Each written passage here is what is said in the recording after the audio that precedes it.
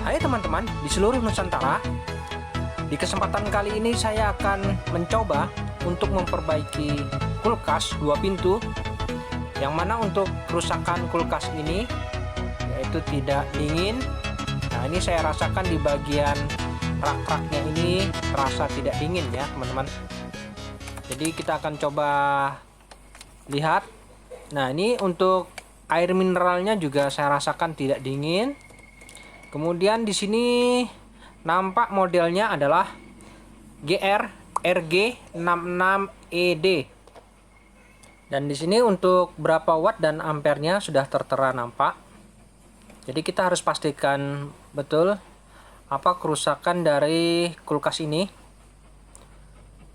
Yang pertama kita cek dulu untuk pengaturan suhunya, posisinya benar sudah di maksimal ya. Kemudian kita coba cek di bagian ruang freezernya ini.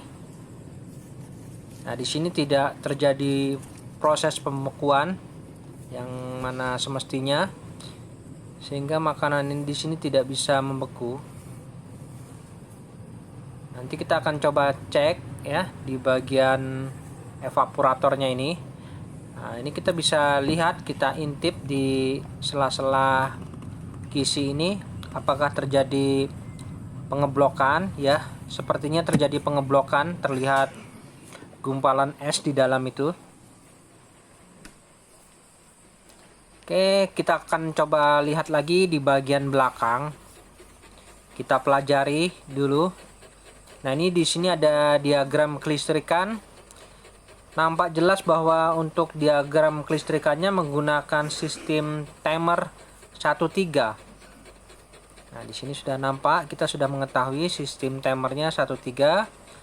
Kemudian untuk kulkas ini dilengkapi dengan rangkaian power supply khusus untuk penerangan lampu LED. Ya, kemudian di sini menggunakan kompresor biasa yaitu konvensional.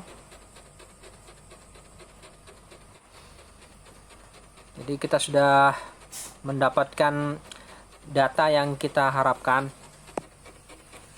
Untuk mesin kompresornya ini menggunakan mesin kompresor yaitu FL1875SH yang kategorinya ini adalah 1/4 PK. Kemudian di sini dilengkapi dengan pipa kondensor yang tidak seperti biasanya. Di sini ada tambahan pipa kondensor. Jadi kita coba pastikan di pipa-pipanya ini harusnya terasa hangat. Jadi kita harus pastikan. Nah, ini pipa kondensornya ada, terlihat ada 3 di sini ya.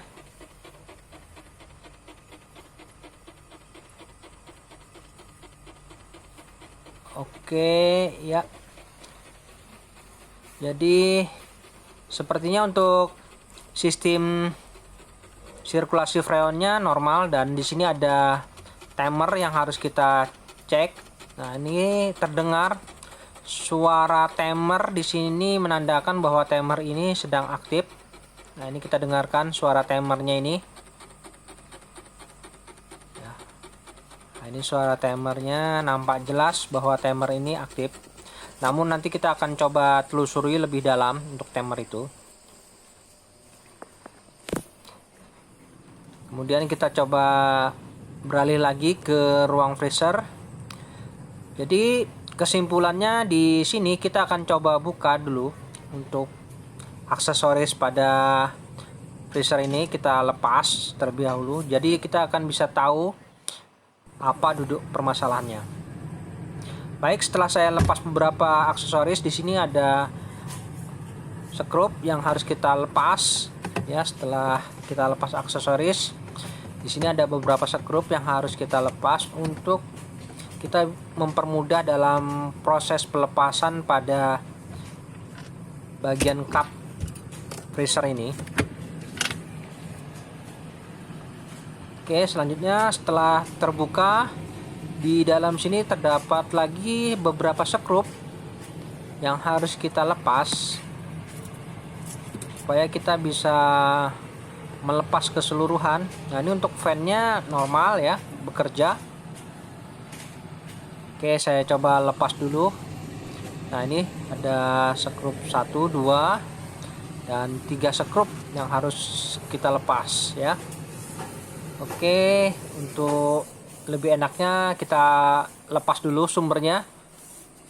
Oke, saya matikan dulu kulkasnya.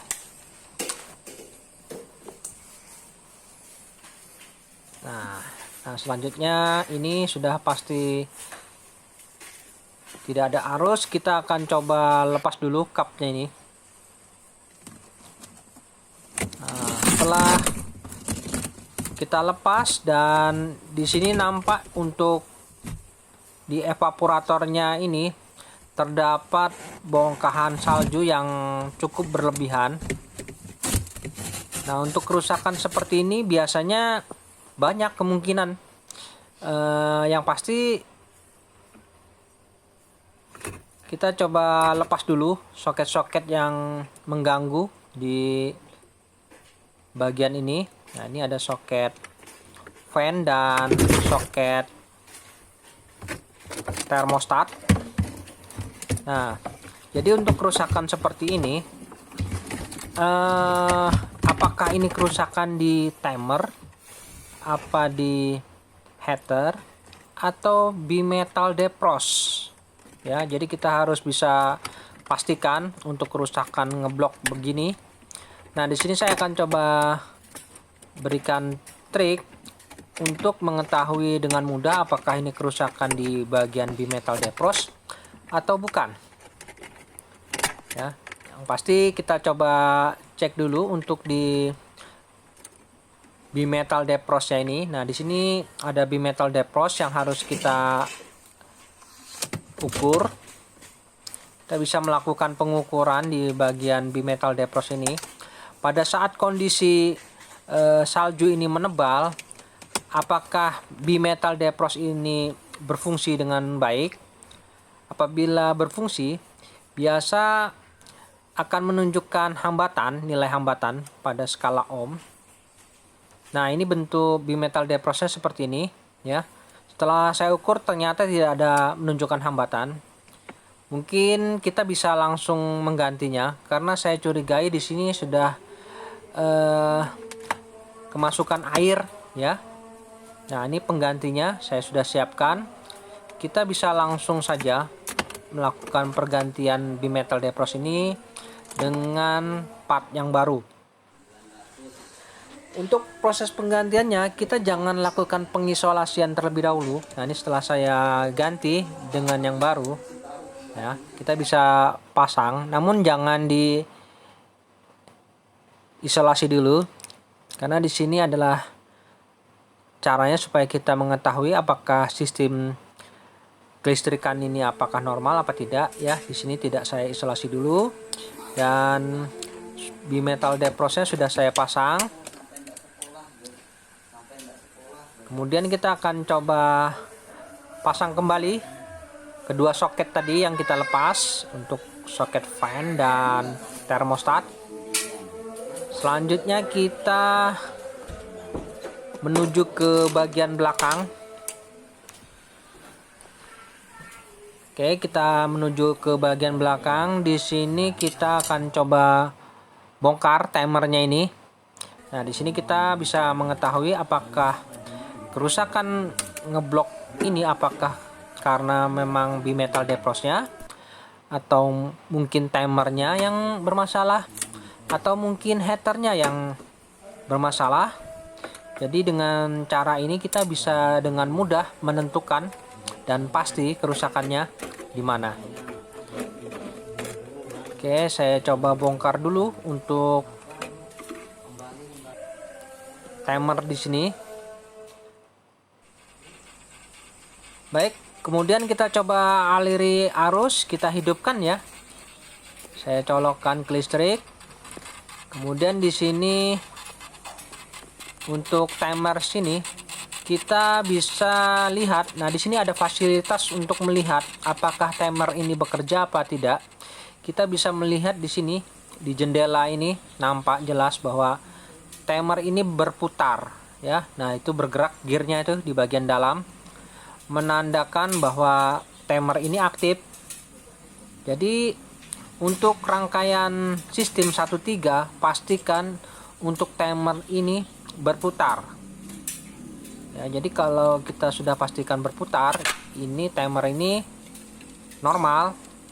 Kemudian langkah selanjutnya kita akan coba posisikan di posisi defrost dengan cara memutar berlawanan arah jarum jam ya. Kita coba putar hingga terdengar suara double click ya. Oke, kita putar perlahan-lahan sampai terdengar double click ya.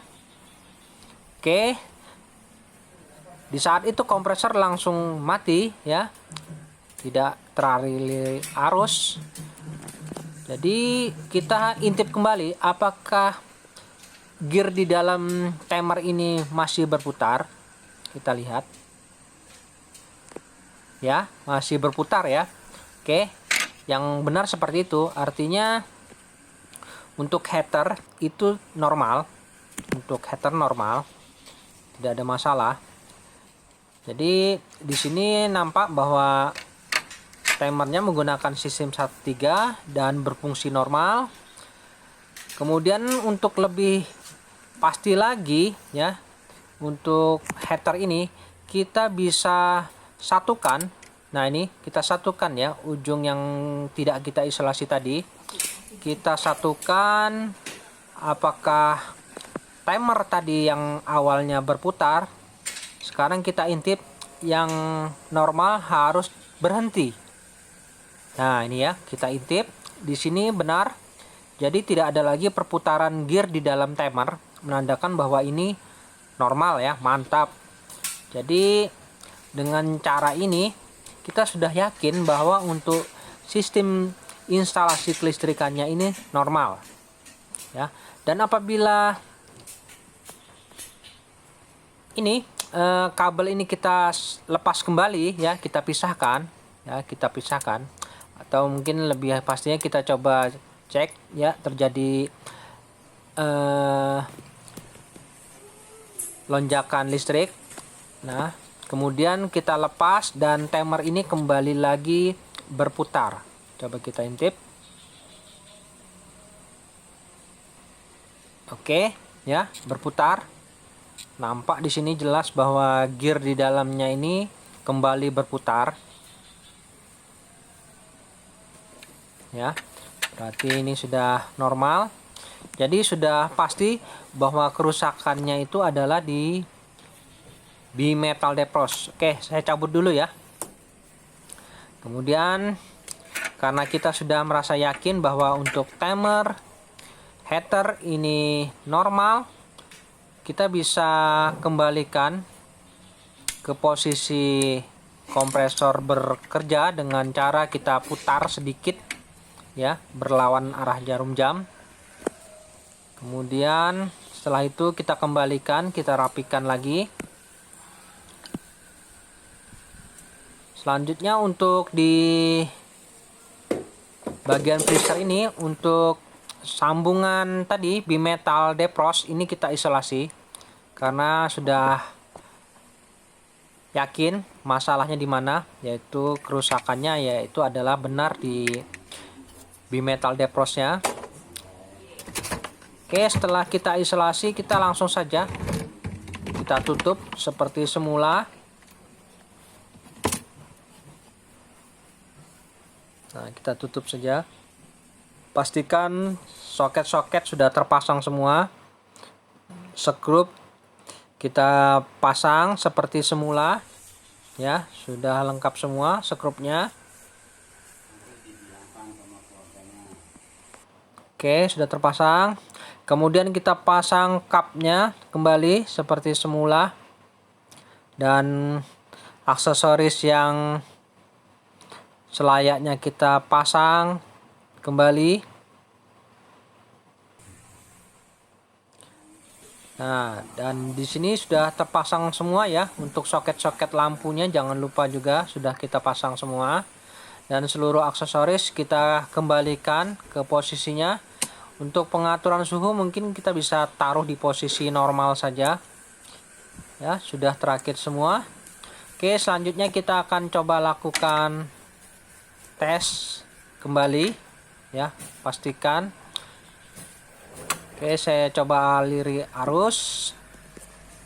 Nah, di sini pastikan kompresor kembali bekerja ya, karena kita sudah yakin tadi normal ya. Oke, selanjutnya kita cek untuk lampu penerangan juga sudah aktif. Kemudian di bagian freezernya ini fan motor pastikan bekerja, penerangan juga sudah bekerja, mantap.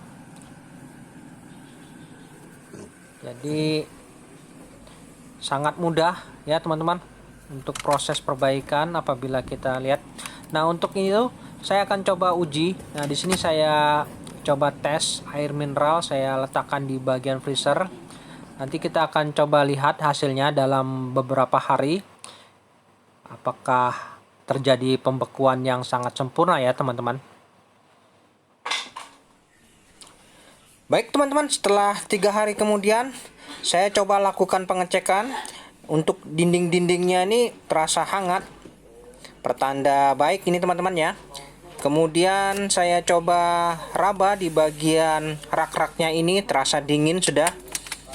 Untuk air mineral ini saya coba rasakan cukup dingin, dan sepertinya ini sudah mantap ya teman-teman.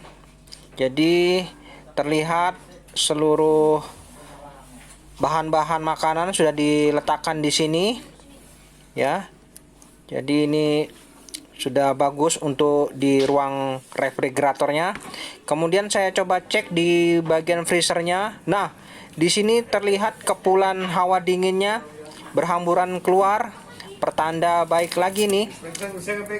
Bisa bos? Hah? Bisa. Nah, mantap lah bekunya ya kan? Keras. 3 hari. Sip.